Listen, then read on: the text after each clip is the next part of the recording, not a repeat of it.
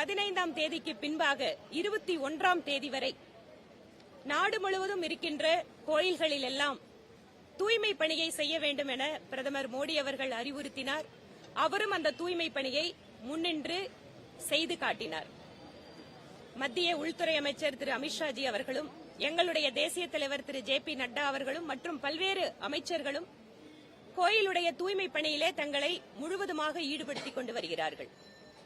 இந்த பணி என்பது ஒரு கோயிலோடு அல்ல.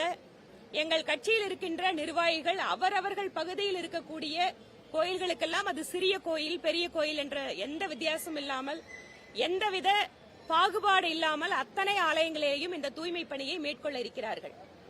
கோவையினுடைய காவல் தெய்வம் அருள்மிகு கோணியம்மன் கோயிலிலே இன்று கோவை மாநகர் மாவட்டத்தினுடைய மகளிர் அணி சார்பாக மாவட்ட தலைவர் முன்னிலையிலே தூய்மை பணியை இன்று மேற்கொண்டிருக்கிறோம். இந்த கோயில் ஏற்கனவே நல்ல முறையாக பராமரிக்கப்பட்டாலும் கூட பல்வேறு இடங்களில் கூரைகளில் எல்லாம் பல ஆண்டுகளாக தேங்கியிருந்த குப்பைகளை எல்லாம் இன்று அகற்றி இந்த கோயிலுடைய தூய்மை முழுவதுமாக இன்று பாரதிய ஜனதா கட்சியினுடைய நிர்வாகிகளால் மேற்கொள்ளப்பட்டு கோயில் தூய்மையாக்கப்பட்டிருக்கிறது. இதையொட்டி 22 கும்பாபிஷேகத்தன்று காலை எங்கெங்கெல்லாம் கோயில்களில் மக்கள் திரளாக கூடி நின்று அங்கு அமர்ந்து ராமருடைய கீர்த்தனைகளை பாடி, ஏற்கனவே தமிழகத்தை பொறுத்தவரை ராமர் பஜனை என்பது எல்லா கிராமங்களிலேயும் இருக்கிறது. இம்மாதிரியான சங்கீர்த்தனங்களை அங்கு முடித்துக்கொண்டு அன்று அந்த கோயிலுடைய கும்பாபிஷேகத்தினுடைய நிகழ்வை காணொலி வாயிலாக கோயில்களில் ஏற்பாடு செய்திருக்கின்ற திரைகளில் மக்கள் பார்க்கலாம். அன்று மாலை ஒவ்வொரு வீடுகளிலேயும் குறைந்தது 5 தீபங்கள் ஏற்றப்பட வேண்டும் என பாரத பிரதமர் வேண்டுகோள் வைத்திருக்கிறார். மகளிர் அணி சார்பாக நாடு முழுவதும் மிகப்பெரிய அளவிலே இந்த தீபங்களை ஏற்றுகின்ற நிகழ்வினை நாங்கள் திட்டமிட்டிருக்கிறோம். ஒவ்வொரு இடங்களிலேயும் தங்களுடைய வீட்டிற்கு ஒரு மிகப்பெரிய விழா போல மக்கள் கொண்டாடுவதற்கு தயாராகிக் கொண்டிருக்கிறார்கள். இன்னும் ஒரு சில இடங்களில் எல்லாம் முழுவதுமாக கொடி தோரணங்கள் கட்டி ஒரு மிகப்பெரிய விழாவை எதிர்பார்ப்பது போல நாடு முழுவதும் ஒரு மிகப்பெரிய ஆன்மீக பேரலை எழுந்து கொண்டிருப்பதை எங்களால் பார்க்க முடிகிறது. 500 ஆண்டுகளுக்கு மேலாக போராடி இந்த நாட்டினுடைய கலாச்சார சின்னத்தை அதே இடத்தில் உச்சநீதிமன்றத்தினுடைய தீர்ப்பின்படி சட்டத்தின்படி நிறுவுகின்ற இந்த பொன்னாள் இந்த பாரத வரலாற்றிற்கு மிகப்பெரிய திருநாளாக அமையப் போகிறது என்பதில் எந்தவித மாற்றமும் இல்லை. அந்த திருநாளை கொண்டாடுவதற்கு நாடே தயாராகிக் கொண்டிருக்கிறது. இந்த நாட்டில் இருக்கின்ற ஒவ்வொரு அரசியல் கட்சி தலைவர்களையும் சரி, ஒவ்வொரு நபர்களையும் பாரத பிரதமர் வேண்டுகோள் வைத்திருக்கிறார். ஒவ்வொருத்தரிடமும் இந்த விழாவை மிகச் சிறப்பாக கொண்டாட வேண்டும் என்று. இது அடிமை சின்னத்தை மாற்றி இந்த நாட்டினுடைய உண்மையான கலாச்சார நாயகனுக்கு ஒரு கோயில் அதே இடத்தில் அமைகின்ற நாள் வரலாற்றிலே பொன்னெழுத்துக்களால் பொறிக்கக்கூடிய நாளாக நாங்கள் பார்க்கிறோம். அமைச்சர் உதயநிதி இன்னைக்கு காலையில் ஒரு ஸ்டேட்மெண்ட் சொல்லியிருக்காரு. மத நம்பிக்கைகளுக்கோ ராமர் கோயில் திறந்திருக்கோ திமுக எதிரி அல்ல. ஆனால் கட்டப்பட்ட இடம் என்பது மசூதி இருந்துட்டு அங்க இடிச்சிட்டு கட்டியிருக்காட்டி எங்களுக்கு அது உடன்பாடு இல்லை அப்படிங்கிற ஒரு கருத்து இன்னைக்கு காலையில். கோயிலா இருக்குது, இது அரசியல் நான் பேசக்கூடாதுன்னு நினைக்கிறேன். ஆனாலும் அவருக்கான ஒரே ஒரு பதில், மசூதி கட்டப்பட்டதே ஒரு கோயிலை இடித்துதான் என நாங்கள் சொல்லவில்லை, உச்சநீதிமன்றமே சொல்லி இருக்கிறது. அதனால் இடிக்கப்பட்ட இடத்தை அது உரிமையாளர்களுக்கு ஒப்படைப்பதானே நியாயமாக இருக்கும். அவரோட ஆர்குமெண்ட் படியே பார்த்தாலும் கோயில் இருக்கின்ற இடத்தை கோயிலுக்கு கொடுத்திருக்கிறது உச்சநீதிமன்றம்.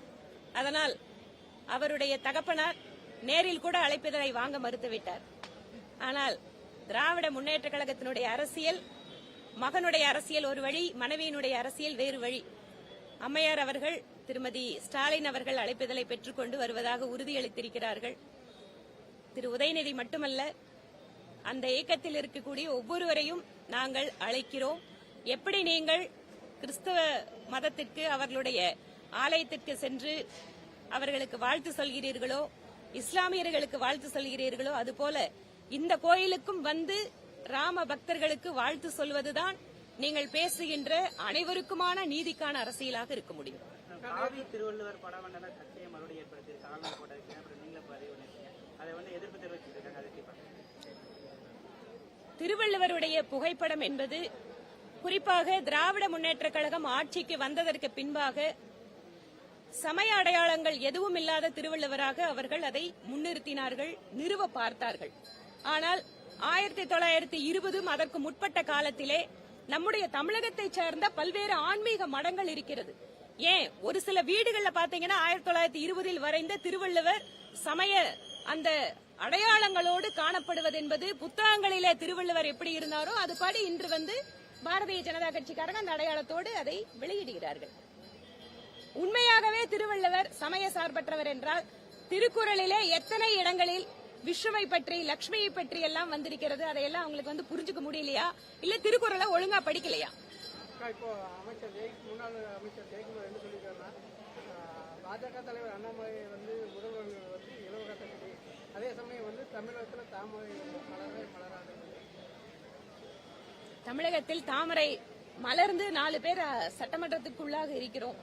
ஒன்று. இரண்டாவது, எல்லா அரசியல் கட்சிக்குமே ஒரு ஆள்கின்ற கட்சியாக வர வேண்டும் என்பதுதான் லட்சியமாக இருக்கும். அது பாரதிய ஜனதா கட்சிக்கு மட்டுமல்ல, எல்லா கட்சிகளுக்கும் அது பொருந்தும்.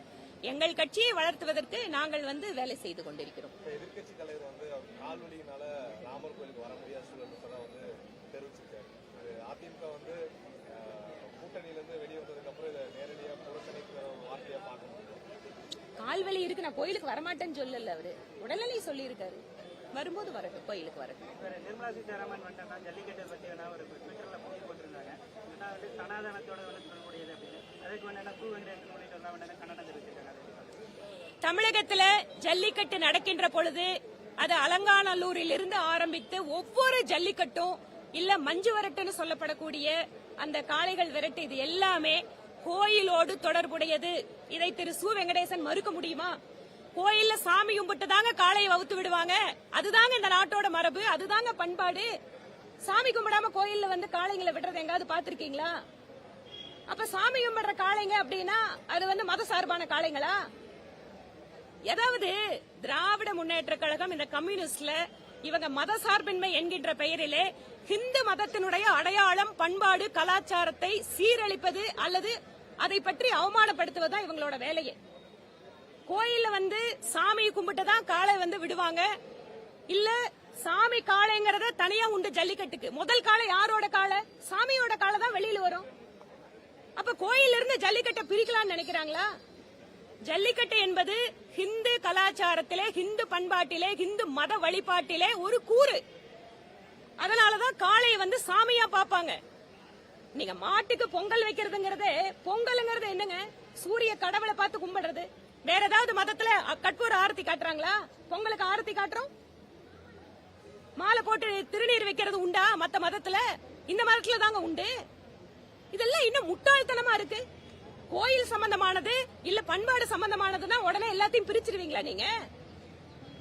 ஜல்லிக்கட்டு என்பது ஹிந்து மதத்தினுடைய, ஹிந்து கலாச்சாரத்தினுடைய, சனாதன தர்மத்தினுடைய ஒரு பகுதி.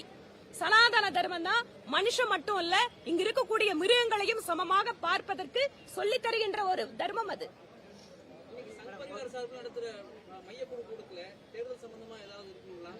அதுல நீங்களும் கலந்துக்கிட்டீங்களே, 2 மணிக்கு எடுக்கல, அது சொல்லுங்க. தேர்தல் சம்பந்தமான ஆலோசனை இருக்கிறதா? ஊடகங்களுக்கு அழைப்பு இருக்காங்க. அது சம்பந்தமா எதுவும் நான் சொல்ல ஒரே முடியாது. நாடு ஒரே தேர்தல் திமுக எதிர்ப்பு தெரிவித்து கடிதம் அனுப்பியிருக்கு. ஒரே நாடு ஒரே தேர்தல் அப்படிங்கிறது தேர்தல் சீர்திருத்தனுடைய அடுத்த கட்டம். இவ்வளவு பெரிய நாட்டுல வருஷம் முழுக்க தேர்தல் நடத்துகின்ற பொழுது அந்த மாநிலத்துல எந்த விதமான வளர்ச்சி பணியும் மேற்கொள்ள முடியாது. அது மட்டும் இல்ல, மத்தியில இருக்கக்கூடிய ஆளுகின்ற அமைச்சர்களாகட்டும், அதிகாரிகளாகட்டும், அவர்களுடைய நேரம் எல்லாம் இந்த எலெக்ஷன்லயே செலவாயிட்டு இருக்கு. அதனால இதை நோக்கி, அந்த சீர்திருத்தத்தை நோக்கி செல்வதற்கு உங்களுடைய கருத்துக்களை நீங்க கொடுங்க. அதை விட்டுட்டு புறக்கணிக்கிறது இல்ல மறுக்கிறதுங்கிறது சரியா வராது. இது ஒரு ப்ராக்ரெசிவ் ஸ்டெப். இதுல உங்க கருத்துக்களை சொல்லுங்க, விவாதிப்போம். எப்படி நாட்டுல தேர்தல் செலவுகளை குறைக்கிறது, ஒரே நேரத்துல தேர்தல் நடத்துறது மூலமா என்ன சாதகங்கள் இருக்கு, பாதகங்கள் இருக்கு, ஒரு கருத்து பரிமாற்றத்தை ஆரம்பிப்போமே. மேடம், கணக்கு கேட்கிற கவர்னர் பத்தி எப்படி பாக்குறீங்க? தமிழக அரசு கணக்கு கேட்கிறாரு கவர்னர். அரசியலமைப்பு சட்டத்துல கவர்னருக்கு என்ன அதிகாரம் இருக்கோ அதை அவர் பயன்படுத்துவார், அவ்வளவுதான்.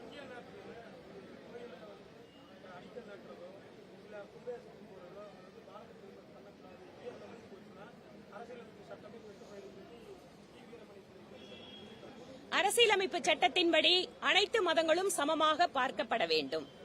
இந்த நாடு சுதந்திரம் அடைந்ததற்கு பின்பாக சோமநாதர் ஆலயம் இந்த அரசாங்கத்தால் கட்டி எழுப்பப்பட்டது.